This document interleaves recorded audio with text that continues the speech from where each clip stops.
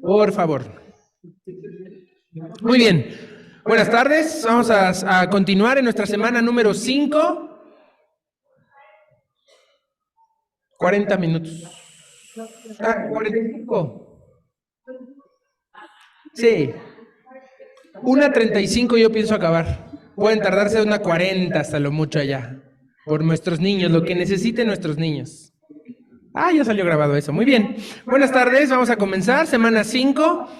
Fe que se evidencia en la parcialidad. Ya estuvimos aprendiendo 2 semanas anteriores lo de las pruebas y la tentación, cómo enfrentar a las pruebas y a la tentación y cómo equiparnos para aprobar las pruebas. Las pruebas son un examen, como el que les vamos a hacer hoy. Hoy les vamos a hacer un examen. Sí, ya. Es el de la que vimos en el mensaje, así que no se preocupen. Este es su examen, 5 materias, 6. Carácter, diligencia, lealtad, denuedo, seguridad, entusiasmo y benignidad. Cada uno de nosotros tenemos que medir y ver cómo estamos. Y las pruebas son para aprobarlas, las pruebas son para pasarlas y pasarlas con 10, ¿ok? Entonces, ya estamos listos y equipados para aprobar las pruebas. Vamos a comenzar 8 semanas, déjenme verificar si son 8. Sí, 5, 6, 7, 3, 4, 5, 6, 7, 8. 8 semanas hablando de la fe. 8 sesiones que vienen hacia adelante en el libro de Santiago hablando de fe. Fe que se va y la de esta semana es la fe que se evidencia. Tenemos que tener evidencias de nuestra fe, pero la mayor evidencia que vamos a ver es ser imparciales, ¿ok? La fe tiene que notarse. Hace 8 días hablamos de 2 tipos de religiones, ¿recuerdan? Y se mandó no se pudo mandar, no les pude mandar algo en la semana, no se aprobó a nivel pastoral, pero luego se los envío. El tema de la falsa religión de Israel. La peor religión que el pueblo de Dios ha vivido es la de Israel. Adoraba los domingos al Dios de gloria, a Jehová, en el tabernáculo, en el templo, pero de lunes a sábado adoraban a todo lo demás que tenían, y son las 2 clases de religiones que tenemos y 2 clases de personas, los prudentes y los insensatos, los oidores y los hacedores de la palabra, ¿ok? Hay 2 clases y vimos ese contraste la semana pasada. Vamos a entrar al primer tema de la fe de los 8 que vienen. La fe tiene que evidenciarse. Olvídense de esta mentira que cada vez oigo más de cristianos creyentes que leen la Biblia, que se congregan, que dicen, el cristianismo es tu relación con Dios y nada más. Eso no es real. No existe relación con Dios sin religión. La religión pura y sin mácula que dice Santiago. No la religión que es vana y que engaña tu corazón y que hace acepción de personas. Recuerden que la verdadera religión tiene 3 requisitos: refrenar tu lengua, mostrar misericordia y... ¿la última quién se acuerda? Refrenar la lengua, mostrar misericordia y... ese es mostrar misericordia. Guardarse del mal. Santiago 1:27 termina con esas 3 características de la verdadera religión. 5. Esto es solo un repaso de lo que fue la 4, página 30, ya terminamos y vamos a la 31. Entonces, la fe que se evidencia en la parcialidad, tenemos que hacer notar nuestra fe. No es algo personal, no es algo que nadie me mide, nadie me mira, nadie me dice. Es algo que se nota, es algo que se siente, es algo que nos tenemos que percatar. Si nadie nos percatamos de tu fe, puede ser que esta no exista. Si no hay testimonio y evidencias de tu fe, puede ser que no existe. Y la primera evidencia de la fe es ser imparciales. Dice ahí el texto que si en verdad cumplís la ley real, bien hacéis. Ahora, vamos a identificar qué es esto de la ley real. El tema que trata el autor es no hacer acepción de personas, ¿de acuerdo? El no hacer acepción es algo que los humanos hacemos. Hacemos acepción de personas, nos dividimos, nos etiquetamos, nos dividimos por ello, nos irreconciliamos, nos peleamos. Y hay 2 clases de personas y ilustra Santiago esto. lo platicaba más temprano en la mañana, cómo nuestras iglesias pueden proyectar una imagen de lo que somos o lo que no. Si una iglesia no proyecta diferencia, distinción, elementos que las hagan diferente a lo que ocurre afuera en el mundo, en el sistema de creencias en el que vivimos, la iglesia pierde su efecto y su poder. Si no se nota externamente lo que ocurre internamente, se anula el poder de Dios, se anula el evangelio, se anula la bendición. Y no queremos eso.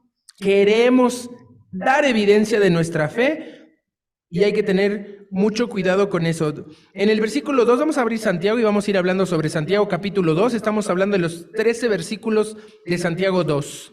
Santiago capítulo 2 del 1 al 13 trata toda la lección de esta semana, solo 13 versículos, así estamos yendo ya al detalle, verso por verso, palabra por palabra. Y dice el 2:4 algo muy interesante que tenemos que entendernos y ponernos claros con la palabra de Dios. Dice: ¿no hacéis distinciones entre vosotros mismos y venís a ser jueces con malos pensamientos? Hay otra falsa creencia en nuestras comunidades en las que decimos que no debemos de juzgar, que juzgar está mal, que no debemos de hacer juicio. Pero lo que no debemos de ser es esto que dice aquí: jueces con malos pensamientos. Y el libro da una pista en la siguiente pregunta, la última pregunta de la 31. Dice: ¿qué no consideraron en sus juicios que los juicios son correctos? Que cualquiera que tiene cabeza, mentalidad, pensamiento, hace juicios. Todo el tiempo estamos juzgando, todo el tiempo hacemos juicios. Pero lo que no debemos de hacer es condenar. Lo que no debemos de hacer es, en base a ese juicio, precipitarnos y declarar condena. O, peor, ser unos jueces, dice ahí, mal pensantes. Un juez mal pensado se va a adelantar. Un juez parcial, no imparcial, un juez que tiene parcialidad, un juez que no es íntegro, va a sacar una conclusión equivocada. Y su conclusión equivocada va a dañar a la persona que está siendo objeto de su juicio. Jesucristo dice en su palabra, Él dijo: juzgad con juicio justo. Entonces tenemos que calibrar nuestra justicia a la justicia de Dios, pero no debemos dejar de hacerlo. Tenemos que juzgar. Ahora, hay que entender que hay una diferencia entre nuestra perspectiva humana y la perspectiva de Dios. Esto lo estamos viendo en los versículos del 2 al 7. Del 2 al 3, nuestros ojos están viendo qué marca trae la persona que entra a la iglesia. Qué shampoo y perfume usa y cómo huele. Todo lo dejamos a los sentidos, a lo que vemos, a lo que oímos, a lo que percibimos en nuestro tacto, nuestro gusto y hasta lo que olemos. Porque el otro ejemplo del hombre que entra con anillo de oro, que con ropa espléndida, que nos apantalla, es la persona que entra con ropa andrajosa. Y la Biblia lo llama un pobre que entra con vestido andrajoso. Cuidémonos, hermanos, de esa perspectiva tan humana y básica. A veces estamos pensando en, no, ay, que es que me van a ver las piernas, es que van a decir que tengo, es que, ¡ey! Tenemos que estar en un nivel alto, y ese nivel alto se llama perspectiva de Dios. La perspectiva de Dios está en los versículos 5 al 7. Dios elige a los pobres. Ahora, en las bienaventuranzas, en el Sermón del Monte dice: bienaventurados los pobres. ¿Por qué? Porque recibirán el reino, son los herederos. Y Santiago lo repite acá, y ya vimos este contraste en semanas anteriores el contraste del Sermón del Monte, y dice: no ha elegido Dios a los pobres de este mundo para que sean ricos, ¿qué? En fe y herederos del reino, como dice la bienaventuranza. Heredan el reino, pero hay una promesa: ¿a quién? A los que le aman. Y esta es la diferencia. Aquí ya nos está dando pistas de lo que trata este capítulo y este verso. Amar.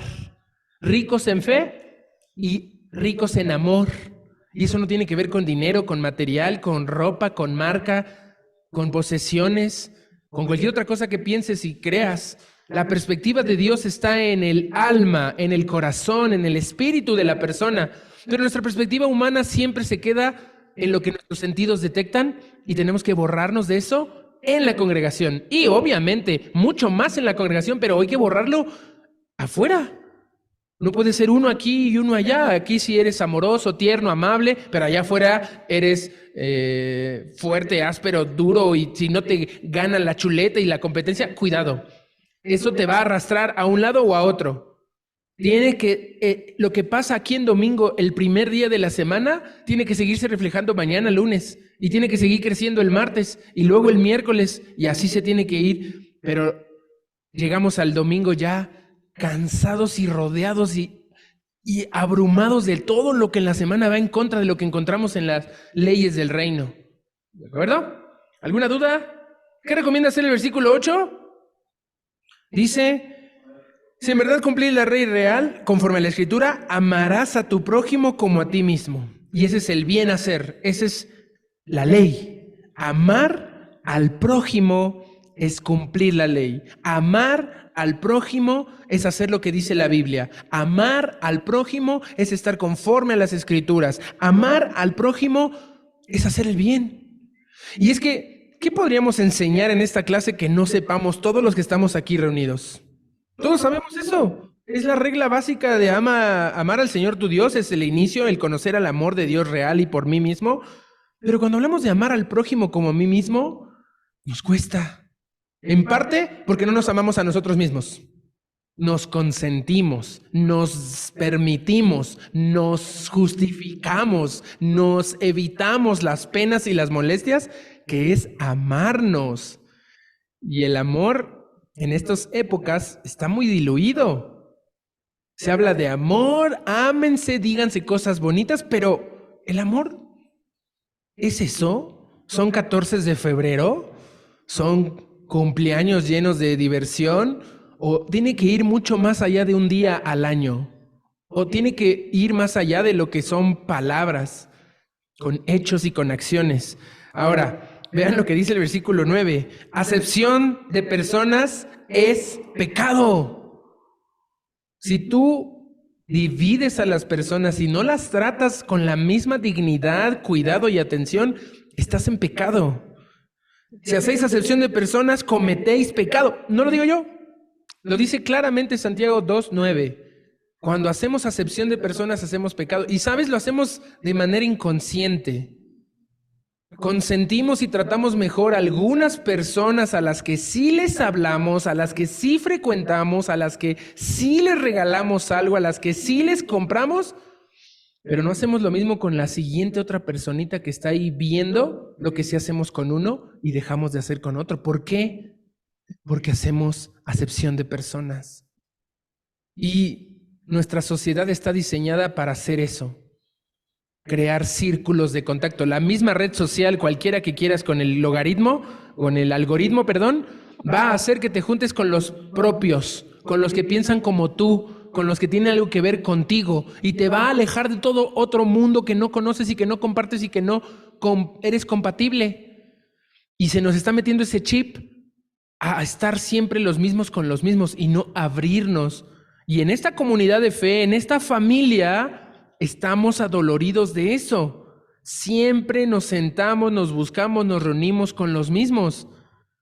O sea, solamente el pastor es el que se junta con todos, el que habla con todos y al que le rendimos. Ahorita vamos a hablar de eso, más adelante el libro da. Y segundo, acepción de personas es pecado, pero dice ahí, los que practican la acepción de personas son convictos. ¿Cómo qué? Versículo 9, por la ley como transgresores. Son convictos no de Dios, no de la iglesia, no del liderazgo, son convictos de la ley. Quieren escaparse de la ley, quieren vivir bajo sus propios términos, quieren tener la ley personal, la ley Misael, la ley del nombre que tú quieras ponerle ahí.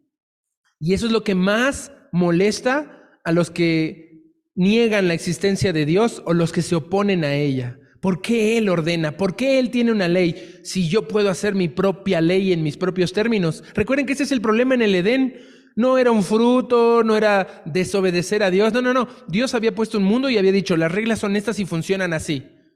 Yo tengo el conocimiento del bien y del mal y les digo a ustedes que disfruten. ¿Quieren ustedes tener el conocimiento del bien y el mal en sus propias manos? Eso es hacer las cosas en los términos tuyos y míos, y no en los términos que Dios ha puesto. Y ese es el problema. Acabamos haciendo las cosas en nuestros propios términos.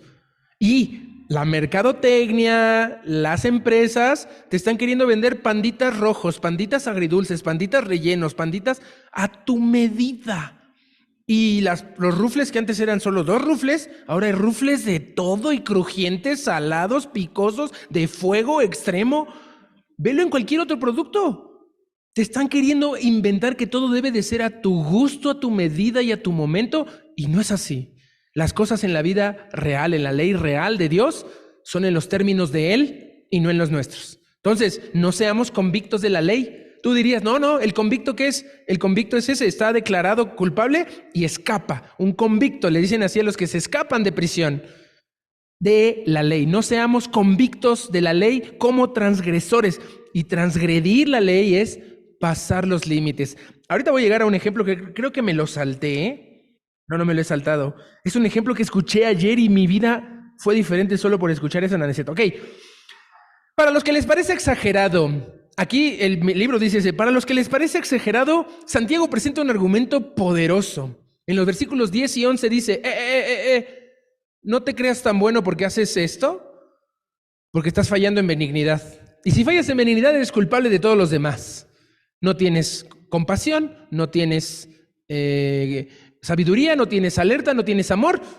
Estás frito. La ley, si estudias Romanos, el libro de Romanos habla de la ley que justifica, las obras que justifican. Y Romanos se va a dar primero el capítulo 1, recuerden, es todo lo que el hombre se quiere justificar ante la creación y no puede, porque los cielos cuentan la gloria de Dios y el firmamento habla las obras de sus manos. Día a día anuncian y noche tras noche anuncia lo que Dios está haciendo. No hay excusa, pero llegando a capítulo 2 y 3 de Romanos dice, no es la ley de las obras, no es los que están con ley y sin ley, que Santiago también recupera, o al revés, Pablo recupera de Santiago mucho de lo que expresa en sus cartas a profundidad. Se trata de la fe. ¿Cómo empieza Santiago capítulo 2, versículo 1? Lo estuvimos memorizando hace 2 semanas. Santiago 1, 25. Santiago 1, ¿cuál más estamos memorizando de Santiago? Santiago 1, 2 al 3. Santiago 2, 1 y Santiago 2, 23. Esta semana vamos a memorizar uno del capítulo 3. Pero Santiago capítulo 2, versículo 1 dice, que vuestra fe, hermanos míos, que vuestra fe sea sin acepción de personas, que vuestra fe en nuestro glorioso Señor Jesucristo sea sin acepción de personas. Ese es el título del capítulo. Tu fe sin acepción, sin condiciones, sin medidas a las personas, sin distinciones, sin acepciones. Si estás siendo culpable de esto, toda tu vida espiritual está dañada. Y es por lo que venimos a oír Santiago. ¿Qué recomienda en el 12 y 13? El 12, la recomendación más bonita del 12 dice que actuemos. Y la tendencia actual de la humanidad es a callar. La Biblia dice que hablemos y la tendencia actual es olvídate, entiérralo, hasta el que la Virgen te habla o cualquier otra frase de esas que has escuchado, ignóralo. No, ni te muevas, ni te metas, ni te acerques. Cuidado. La Biblia está hablando claramente, Santiago 2, 12, así hablad y así haced. ¿Ok? Y me encanta el versículo 13 cómo acaba. La misericordia triunfa sobre el juicio. Dios es el juez. Él va a juzgar, va a aplicar un juicio, pero su regla ha puesto que su misericordia va a triunfar sobre el juicio. Pero no abusemos. No nos confiemos, no sigamos un camino donde dividimos a las personas en nuestro propio hogar. Hablé de 2 familias muy disfuncionales, ¿no? Caín y Abel cometieron sus papás el error de hacer acepción. Caín es el bueno, Abel es el para qué. Caín es el bueno. No, eso hizo su mamá. Caín dijo que él era el bueno. Su mamá dijo, Caín es el bueno. Y se equivocó. Y Abel es el para qué. Y resultó... Luego Isaac y Rebeca con sus propios hijos gemelos, cuates, Esaú y Jacob, otra vez. Y Jacob con sus hijos, problemas, ya eran 12, los problemas se expandieron en toda la familia de Israel y en todo el pueblo de Israel. Ahora bien, De acuerdo a tu experiencia, última pregunta de la página 32. Quisiera que alguien pase aquí al micrófono a hablar de esto. Váyase preparando. ¿Por qué será aplicable o no en nuestros días esta exhortación contenida en el texto del 1 al 13? Díganme su experiencia personal. ¿Por qué creen que esto debería de ser algo aplicable hoy? Pásate, Martín. Pásalo. Y di, ¿por qué de acuerdo a tu experiencia lo que estamos viendo en un libro tan viejo de 2000 años es aplicable en nuestra experiencia? Adelante, Martín. Bueno, para mí es para aprender a ser humildes, sin juzgar y amar a nuestro prójimo, porque si Dios nos amó primero, ¿quiénes somos nosotros para juzgar? Ok, bien. Nosotros somos para juzgar, pero lo que estás diciendo, ¿quiénes somos nosotros para condenar? Para condenar. Muy bien. Ahora, ¿saben por qué esto es tan aplicable? Pásate, José, por favor. Adelante. Ya iba a dar algo más, pero primero José. ¿Esto es su experiencia? ¿Esta respuesta no hay buenas y malas? Cada una pueden compartirla. ¡Ay! Medio toque. Dale. Bueno, yo la verdad es que al final de este capítulo de la semana 5, yo puse que el lugar más alto en el que podemos estar o aspirar es a los pies porque todos somos siervos de Dios y debemos de estar a los pies de Jesús. Y al pie de la cruz el piso es parejo, no hay estratos. Bien, excelente. Ahora, ¿saben por qué es aplicable? Porque esta experiencia de la acepción de personas es una experiencia muy humana. Todos estamos experimentando esto y es una experiencia compartida con otros seres humanos. Fíjate los humanos reunidos en este lugar. Si no fuera por la cruz, si no fuera por entender ese punto de servicio, no tendríamos que hacer aquí. No tenemos compatibilidad, no pensamos igual, no hacemos nada similar. Solamente la cruz nos une, pero eso nos enriquece. Nuestras diferencias valen. Nuestras diferencias nos deberían de unir. Y cuidado, porque nos están llegando a separar. Vamos a entrar ya en forma. El libro, eso fue el resumen. Y se va al Sermón del Monte. Sí, Mateo 7:1 dice, no juzguéis para que no seáis juzgados. Pero el contexto de Mateo 7 es, haz a los demás lo que quieras que te hagan. Entonces, a ver, si estás de juicioso, si todo el tiempo es reprender, si todo el tiempo es exhortar, si todo el tiempo es amonestar, ¿ahora te toca a ti? No, yo no, gracias, no. ¿Cómo no? Cuidado la vara con la que mides, porque con esa serás medido. Entonces, ¿cuánto quieres ser juzgado? Es lo que tienes que juzgar a los demás, y sí los tienes que juzgar con juicio justo. Juzgar a los hermanos, a las personas, es algo que hacemos solo de verlas. No puedes evitar el juicio. Si la persona viene oliendo mal, ¿qué haces? ¿Te alejas? ¿Te repugnas? ¿La rechazas? ¿O te preocupas y atiendes? ¿O te preocupas y te involucras? Y ahí hay una diferencia enorme. ¿Qué tal si la persona huele bien? Ahí vas y estás.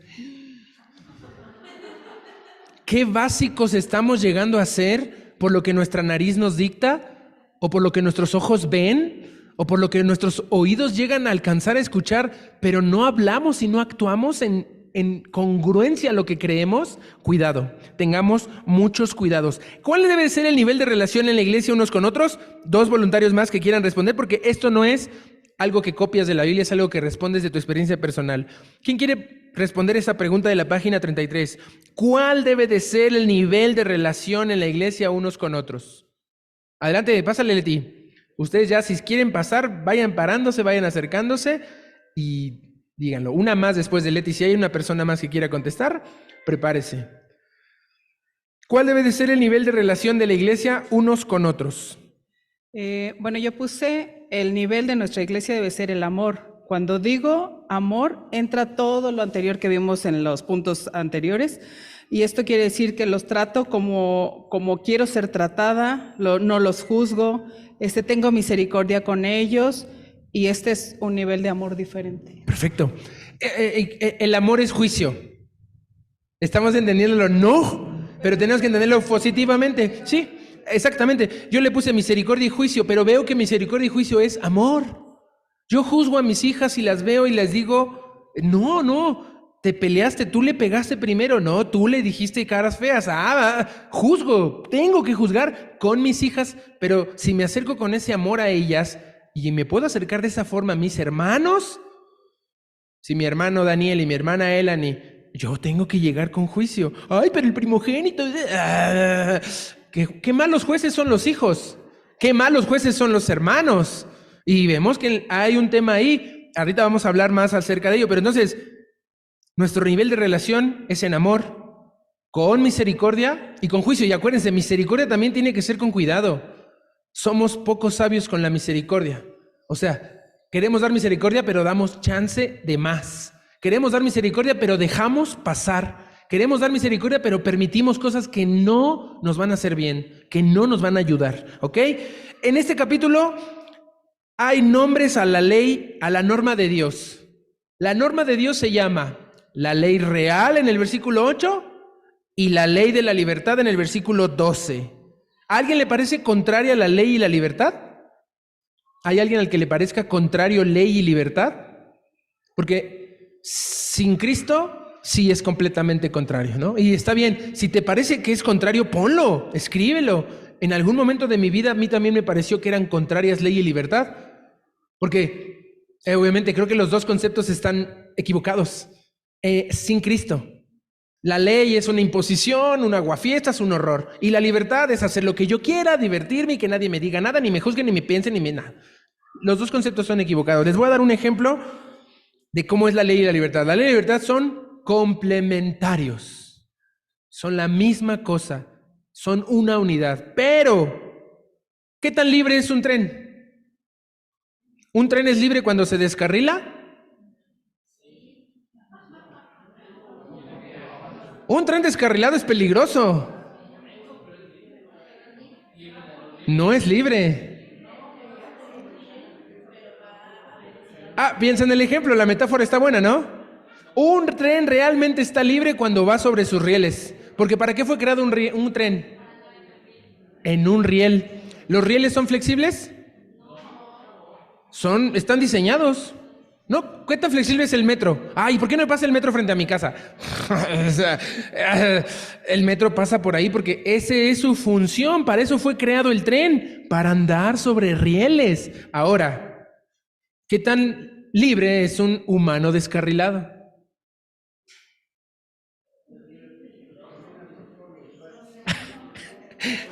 Está bueno el ejemplo, ¿no? Está buena la metáfora. Un tren libre no es un tren descarrilado. Un tren sujeto a la ley de los rieles no es un tren esclavo. Es cuando está cumpliendo su función.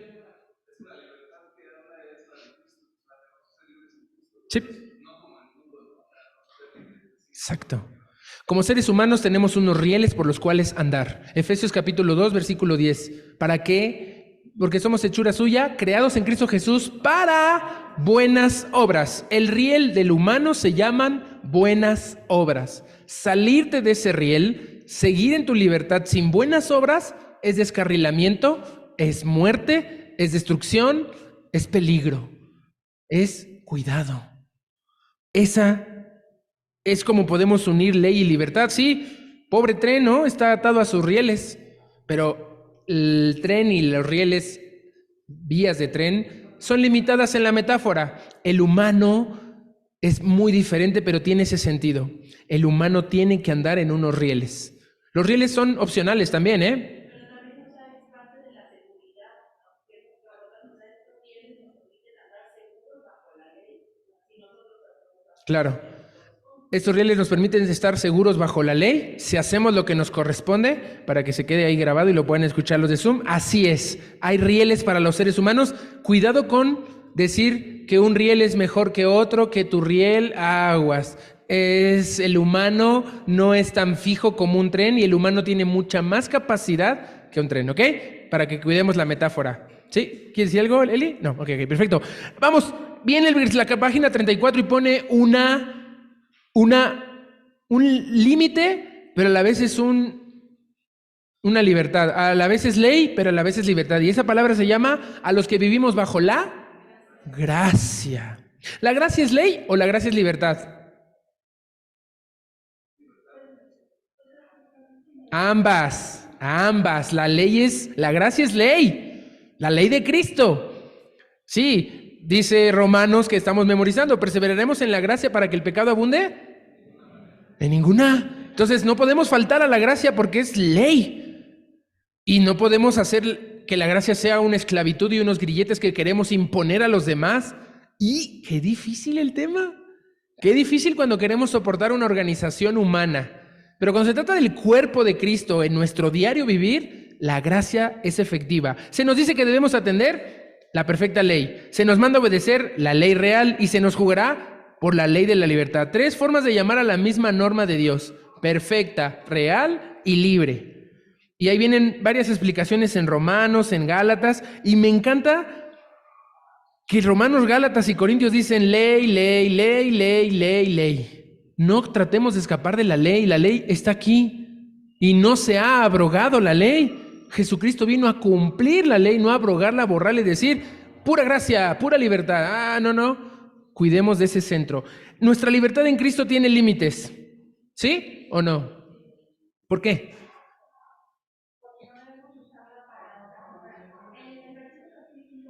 Sí.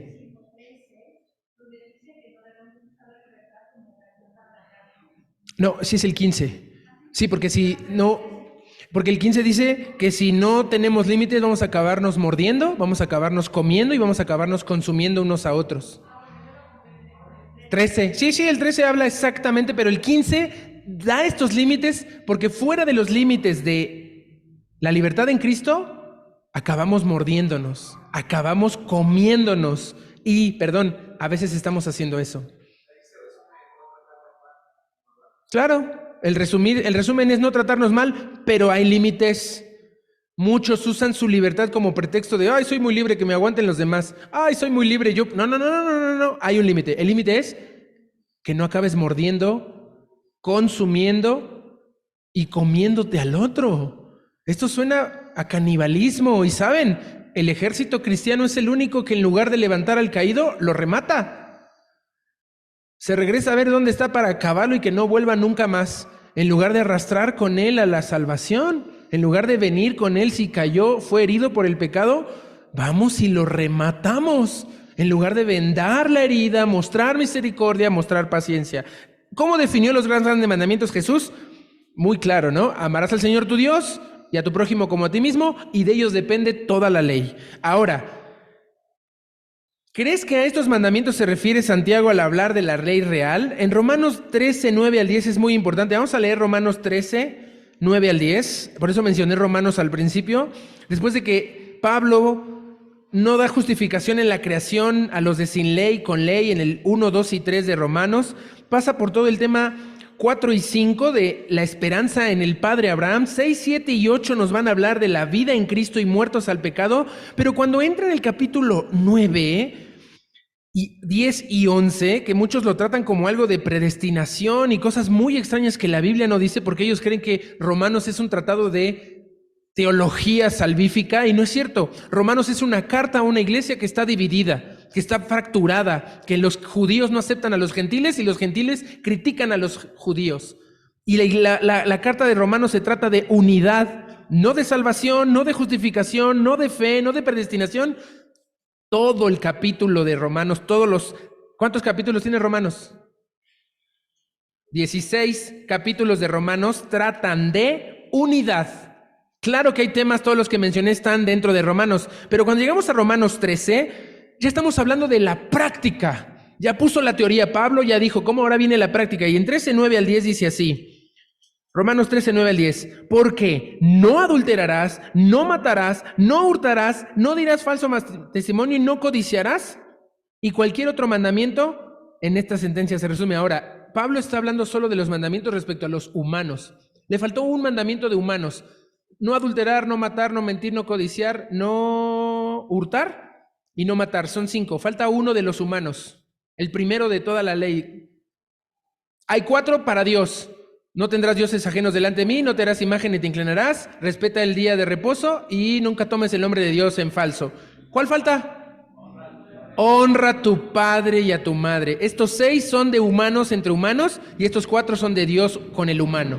Entonces, Pablo se está tratando solamente de los que tratan entre humanos y dice, se resume en amar al prójimo. ¿Y qué declaraciones? Versículo 10, ponlo en tu cuaderno, en tu libro, en tu casa. hay que ponerlo aquí en uno de los pilares o dinteles de nuestros accesos. El amor no hace mal. Si algo está mal, es porque no hay amor. Si algo está pasando y ocasionando un conflicto, nos está faltando amor. El amor no hace mal. Y el cumplimiento de la ley es el amor. Entonces es un círculo virtuoso. Si yo amo, hago el bien. Si yo hago el bien, que es cumplir la ley, amo. Y no puedo dejar una ni otra. Amo y hago el bien y amo. Entonces dices, a ver, yo amo mucho, pero no hago el bien, estoy fuera de la voluntad de Dios. Entonces tu amor puede ser nada más romanticismo. O puedes estar haciendo todo el bien del mundo, pero no se ve que te relaciones con las personas bien, no hay amor, que es legalismo. Cumplir la ley sin amor es legalismo. Cumplir el amor sin la ley es romanticismo. No podemos estar en estos extremos, es un círculo. Y hay que hacerlo continuo. Ya amé, hice el bien. Hago el bien, amo. Es práctica, es acción. Ahora, ahí dice la pregunta, ¿esto es legalismo o es amor? Es amor. ¿Por qué? Porque así es la vida. Romper con la vida en los patrones en la que está de no hacer el bien y no amar, rompe con la vida en sus más básicos cimientos. Y se lo dijeron a Caín. Si bien hicieres, no serás exaltado. Caín estaba enojado y deprimido porque sintió que a Abel le estaban dando un privilegio. Y fue la primera vez que se vio acepción de personas entre ellos, entre los hermanos. Y Dios le recomienda a Caín, haz el bien. Y eso significa amor. Y cuando te dicen ama, significa hacer el bien. No mandar chocolates, no escribir cartitas, no decir... No. El amor es acción. Tiene que ver con mucho más. ¡Wow! Y este cuadro es muy poderoso, ¿eh? No sé si a alguien le pudo haber costado trabajo. ¿Alguien tiene dudas? Alguien que diga un ejemplo desde su lugar. Dice, concepto, edad. La edad nos diferencia muy fuerte en la iglesia, ¿no? Todas nuestras edades nos hacen diferentes y podemos hacer acepción de personas por la edad. Ay, los niños, ¿quién los va a pelar? Pobrecitos, déjenlos. Ay, los jóvenes, ay, generación mazapán de cristal.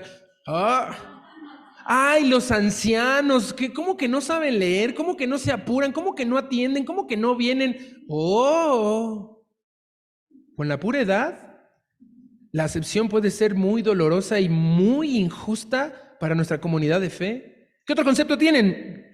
El material te recomienda que pongas 6 más. Digan uno. Clase social, bien. ¿Cómo? ¿Pobres, ricos y medianeros? ¿Clase medieros? Ok. Entonces, pero los pobres hay extremadamente pobres, medio pobres y solo pobres. Y en los medianeros, clase medieros, bajo, medio y alto. Y los ricos, rico bajo, rico medio y rico alto, ¿no? Y dentro de eso todavía hay más. ¿En serio aquí estamos peleándonos por eso? ¿O nos estamos criticando, comiendo y consumiendo por el tema de la clase social? A ver, clase medieros. La mayoría de los que estamos aquí somos clase medieros. Hay que aceptarlo de una u otra forma. ¿Por qué estamos tratando de ser clase rica si nunca lo vamos a lograr? ¿Y por qué no nos estamos fijando en la clase pobre a la que seguramente un día te va a tocar? Qué terrible, ¿no? No estamos yendo a la clase pobre a sacar y rescatar a alguno, estamos tratando de ver cómo hacen los ricos para parecernos a ellos y actuamos como ricos y gastamos como ricos, pero no lo somos. Y estamos endeudados. Y bueno, otro concepto, Pita. Ibas a decir otro. Hombres y mujeres. Ok. Hombres y mujeres, bueno, sí. La actual lucha de clases se transportó no al obrero y el patrón, está ahora puesto a pelear hombres contra mujeres. Y la pelea entre hombres y mujeres dentro de nuestras congregaciones puede ser fatal, puede ser muy complicada y podemos caer en un machismo estereotipado que traemos de cajón y de enseñanza de nuestras mamás y muchas mujeres, ¿verdad? Qué raro que los machitos de hoy son las que educaron las mujeres la vez pasada.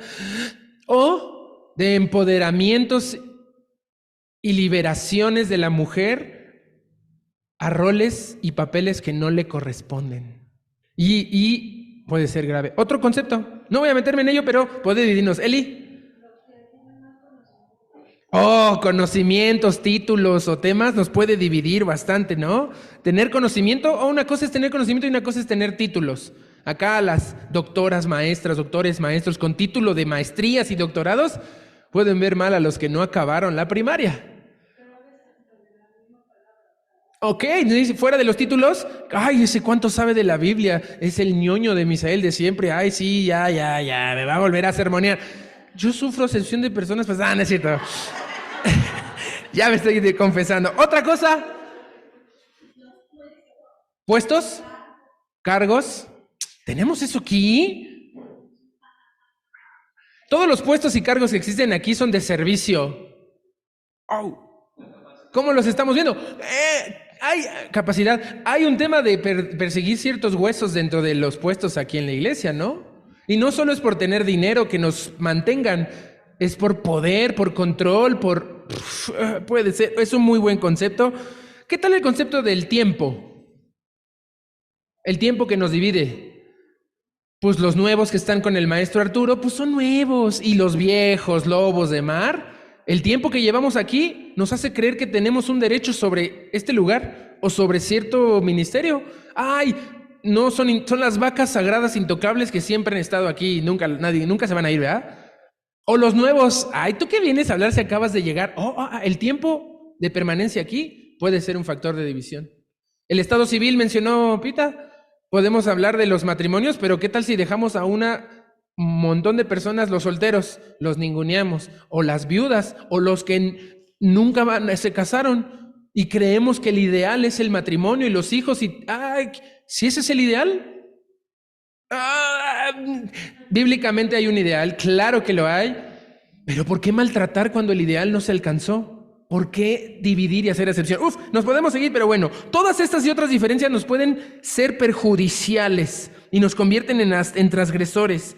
¿Por qué crees que las usamos para juzgar a los demás? ¿Vieron el juicio equivocado que dice Dios? No, por ninguno de estos conceptos debes de juzgar, ninguno de estos, y el que más se les ocurra y el que tengan, no. ¿Por cuáles sí habríamos de juzgar? Los espirituales. Si no estamos en esas 10 convicciones bien claros y alguien falla en uno de esos puntos, tenemos que acercarnos a juzgar. Oye, ¿no estás entendiendo que la iglesia es el cuerpo viviente de Cristo? Es el cuerpo, es la novia de Cristo. ¿Por qué no le respetas? ¿Por qué no asistes? ¿Por qué no te congregas?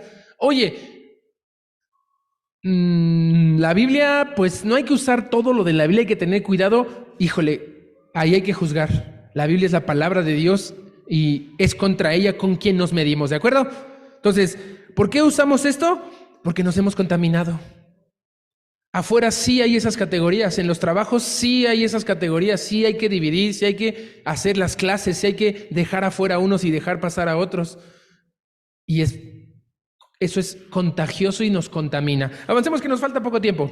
Ya van a venir los niños, ya los oí gritar. Ya se acabó el tiempo. Bueno, todas las relaciones que dice Filipenses, Colosenses, primero de Pedro y primero de Juan, es impresionante. Copia los textos derecho, es impresionante.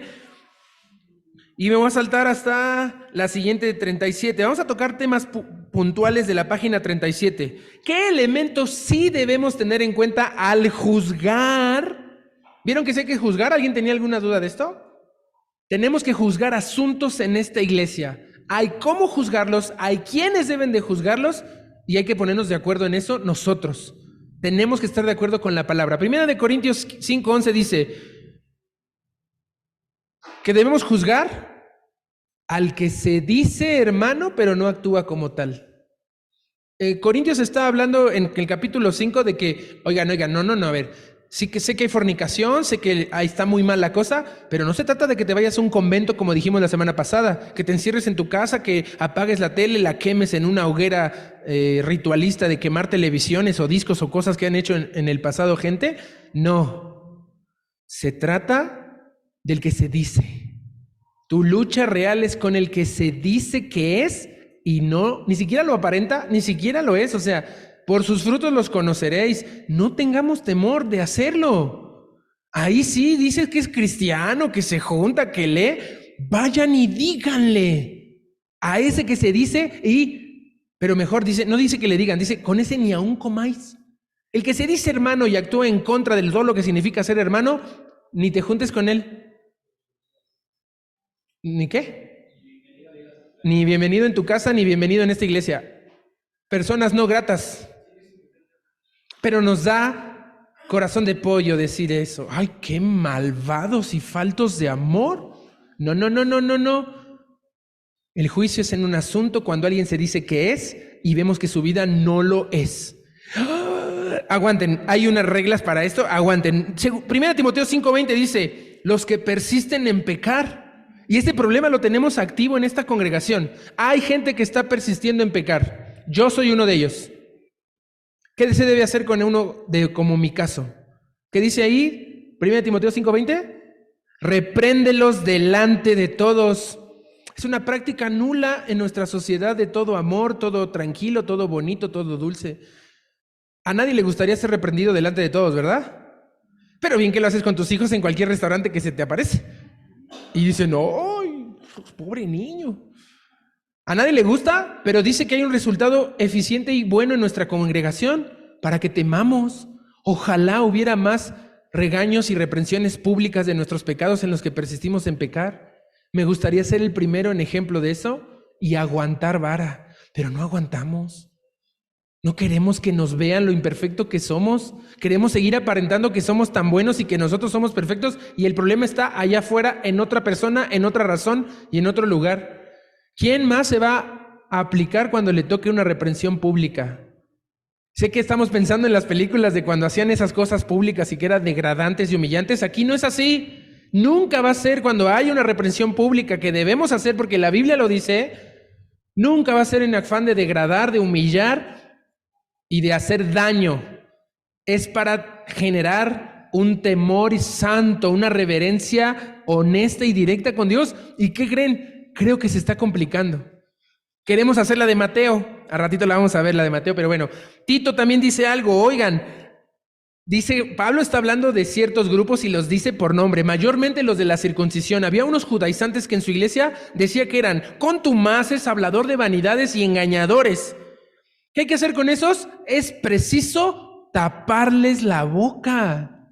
Pero estamos en una debilidad tan terrible y tan grande que en lugar de ir a tapar la boca, estamos acusando al que anda tapando bocas. ¡Ay, mira lo que le hizo! ¡Ay, mira cómo se expresó! ¿Cómo poder taparle la boca a alguien cuando está hablando pura vanidad, cuando está siendo contumaz, cuando está engañando? ¿Podemos? Estamos teniendo problemas porque llegamos a un momento en el que todo no se hace. ¿Y cuáles consecuencias hay? Están causando divisiones y dice la parte del 3:10, el que esté causando división después de 2 amonestaciones, dice, después de amonestarlo una y otra vez, deséchalo. El que causa división en esta iglesia solo aguanta 2 y se le desecha. Y es tremendo, es duro, pero es la Biblia, no son nuestras ideas, es lo que nos recomienda este apóstol Pablo a los gentiles. Y si lo tomamos al pie de la letra se oye muy duro, pero recuerden, la gracia es ley, la gracia es libertad. El amor es juicio, pero es misericordia. El amor es justicia, pero es verdad. Es santidad, es piedad, es misericordia, compasión. Pero no podemos quedarnos con un combo a medias, no podemos venir al buffet y decir, ay, a mí me gusta solo el pollo de la naranja. No, me gustan los brócolis y las cosas de ahí. En el buffet haz lo que quieras, pero en el menú de Dios te lo comes. ¿Por qué? Porque estás en la milicia. Y en la milicia puedes elegir, ¿no? Oiga, ¿no tendrá hot cakes? Pues, estamos en plena guerra. Cómete el burbujeante coso que te dieron, porque si no, tiene nutrientes, va a servir. Cómetelo. Ay, cómo extraño. Cuidado con eso. Ahora, está rudo lo que dije, ¿verdad? Ahora viene, ¿quién tiene que hacer esto? ¿Quién tiene que decir, no coman con este? ¿Quién tiene que taparle la boca a los contumaces y habladores de vanidades? ¿Quién tiene que reprender públicamente? Hebreos 13:17. ¿Quién es? Los pastores. ¿No dice el pastor? ¿Por qué dice plural? Nuestras iglesias han estado bien equivocadas al mantener solo un pastor como un monarca absolutista que marca y dice lo que él quiere a su gusto. Cuando las iglesias fueron pensadas para hacer un concilio de ancianos, obispos, pastores y otro tipo de liderazgo que dice la Biblia. No hay el pastor único, hay pastores. No todos tienen el cargo, no todos tienen el oficio, no todos tienen el don. Por eso hay pastores. ¿Y saben qué? Cada varón de esta iglesia es un pastor o va a ser un pastor. Y lo tiene que ser primero en su casa, con los suyos, en su trabajo, en su dinámica social, para venir aquí a intentar hacer algo como pastor. ¿Quién más? 1 Corintios 6:5, ¿quién? Los sabios.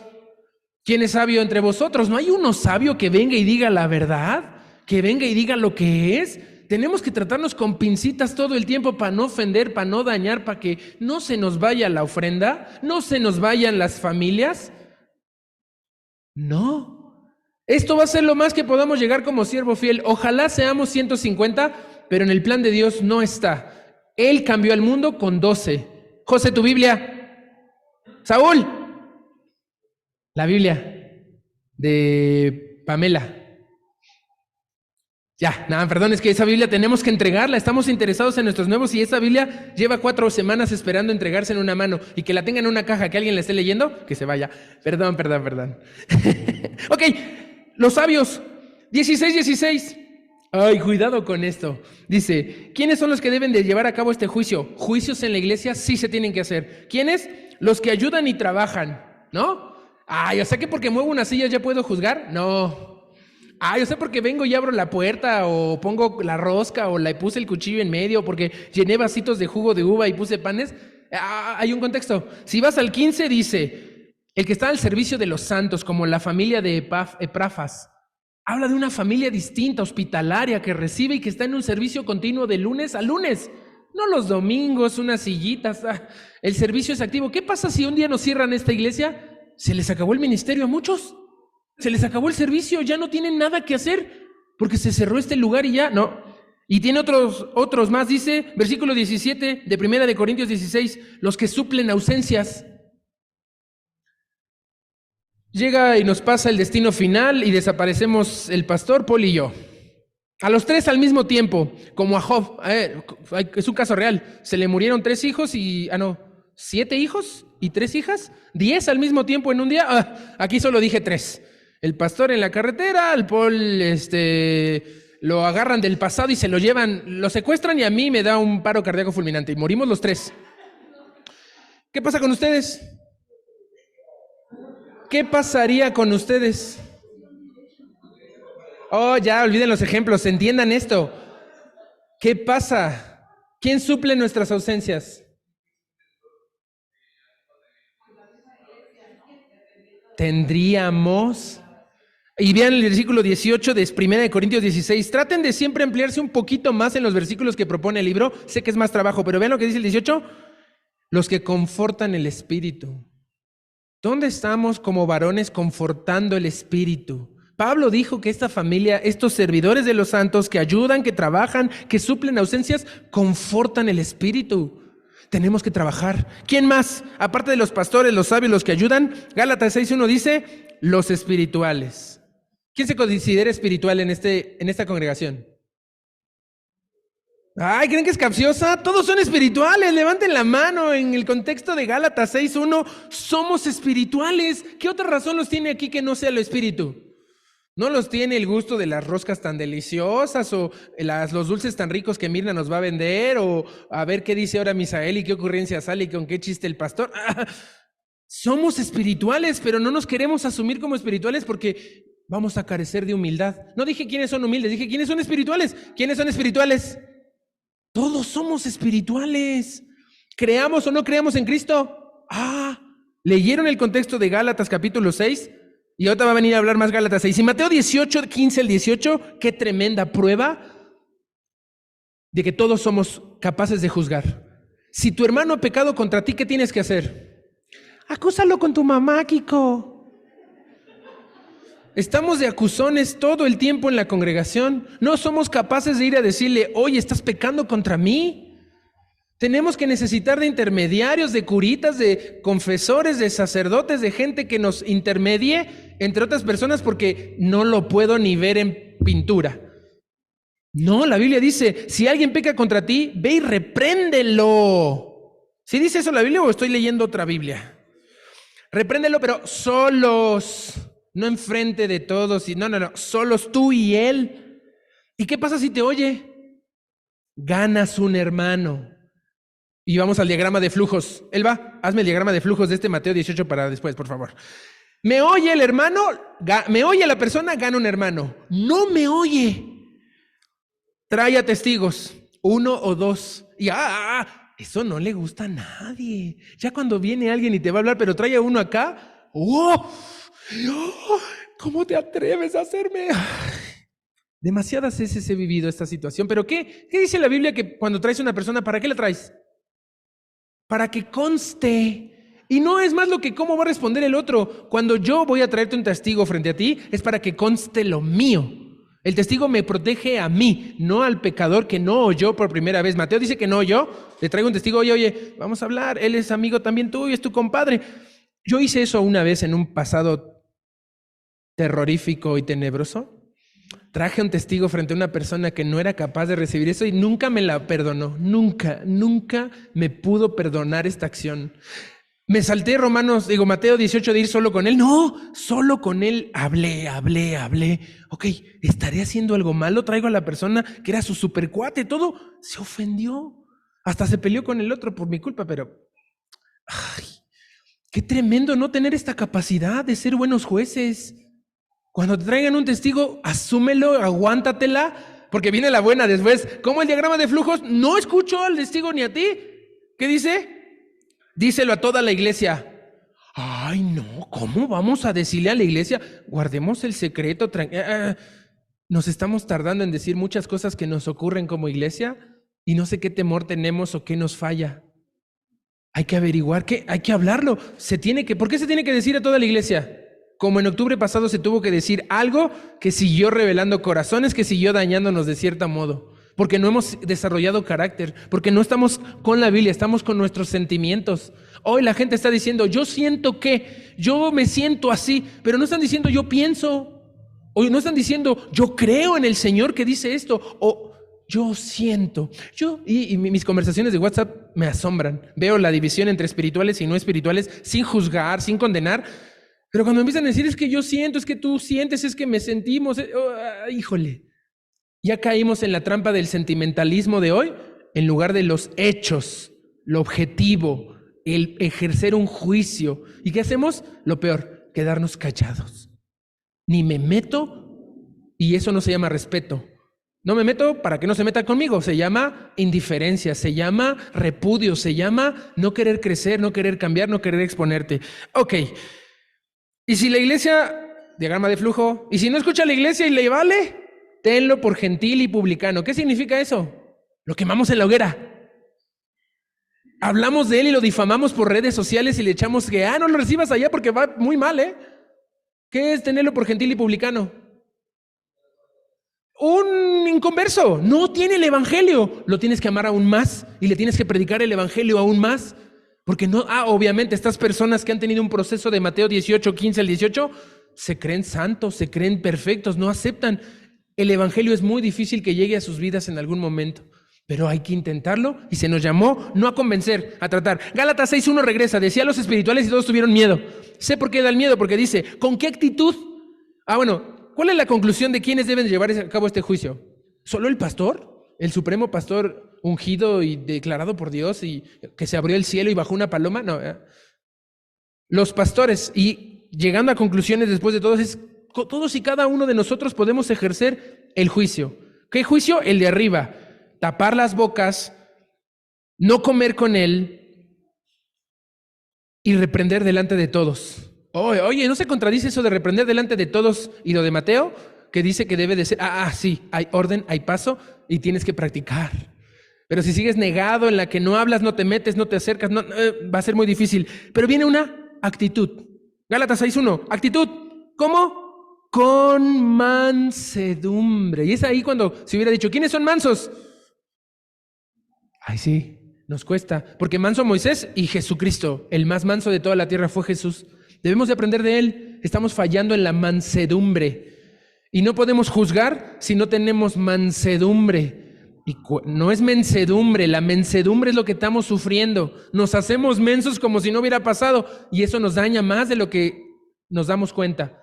Mansedumbre, pero el versículo no acaba ahí de Gálatas, dice algo más importante.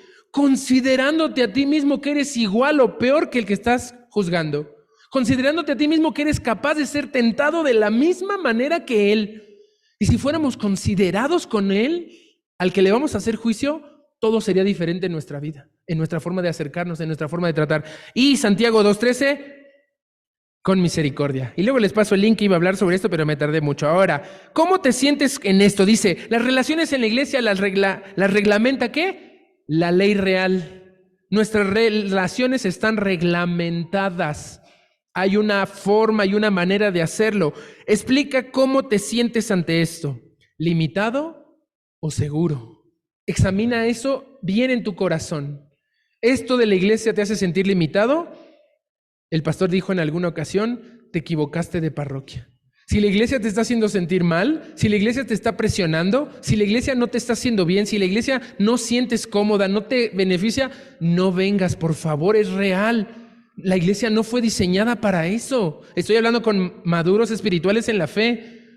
No puedes venir a una iglesia en la que no estás de acuerdo, porque tarde o temprano nos vamos a enterar que solo estabas fingiendo, que solo nos estabas diciendo, sí. Y va a doler dejar pasar tanto tiempo sin darnos cuenta de la realidad. Pero si la ley real, la perfecta ley, la de la libertad, te hace sentir seguro que vas en los carriles y que no te estás descarrilando en cada vuelta de la vida que da la iglesia y la comunidad, estás en el lugar correcto. Si las llamadas del pastor, si los programas de lectura, si los estudios, si las próximas 4 horas que voy a seguir hablando de este tema te hacen sentir seguro, estás en el lugar correcto. No es cierto, lo del último no, pero lo demás sí. Tu iglesia tiene que hacerte sentir seguro porque el mal está fuerte, está rudo y es cruel. Satanás no tiene piedad, va a acabarte, va a destruir a lo que más amas y te va a afectar en una segunda, tercera y cuarta generación. Y tal vez ya no alcances a ver a tus nietos y bisnietos sufriendo las consecuencias de tu falta de compromiso con la fe que se evidencia en la imparcialidad. No hagamos acepción de personas más. Es lo que Santiago nos quiso decir. Trabajemos en eso bien profundo, bien intenso, porque tu iglesia lo necesita. Oremos para terminar. Señor, gracias porque nos hemos percatado de lo sencillo y simple que son 13 versículos para tenernos ocupados toda una semana. Pero ahora, Señor, queremos cambiar nuestra vida eclesiástica, nuestra vida común y corriente, nuestra vida familiar, como hacemos en el trabajo, que tanto nos contamina y nos contagia de seguir pensando en que podemos dividir a las personas. No, Señor, prívanos de hacer acepción de personas, de etiquetarlas, de decir que no tienen esperanza, de decir que están perdidas y sin futuro. No, Señor, no nos dejes caer y enséñanos el camino de tu palabra. Tenemos que ser nosotros con una actitud de mansedumbre y con una misericordia hasta que se desborde para poder ser los jueces de esta congregación. Más allá de nuestros puestos, más allá de nuestro conocimiento, más allá de nuestro pasado y nuestras historias de terror, tú quieres que juzguemos con un juicio justo, con una actitud correcta, porque necesitamos taparle la boca a tantos que están dividiendo. Necesitamos reprender más y asumir la carga de cargar con el herido, el caído, el que ha fallado. Y necesitamos, Señor, de tu amor. Solo con tu amor podemos tener tu perspectiva. Te lo pedimos en el nombre de tu Hijo Jesús. Amén. Gracias. Hagan su tarea, no se hagan... no es cierto.